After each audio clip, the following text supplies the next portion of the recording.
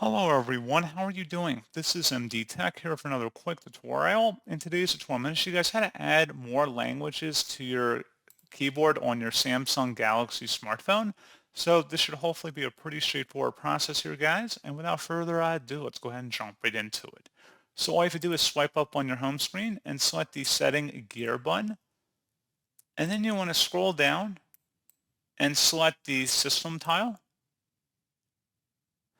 And then select Keyboard, on-screen keyboard, physical keyboard, and then Tools. Select where it says under Tools, Spell Checker. Go ahead and select that.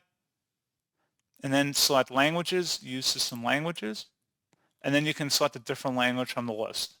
So pretty straightforward process on that, guys. And then you can change the default spell checker as well if you had multiple ones installed. So as always, thank you guys for watching this brief tutorial. I do hope I was able to help you out, and I do look forward to catching you all in the next tutorial. Goodbye.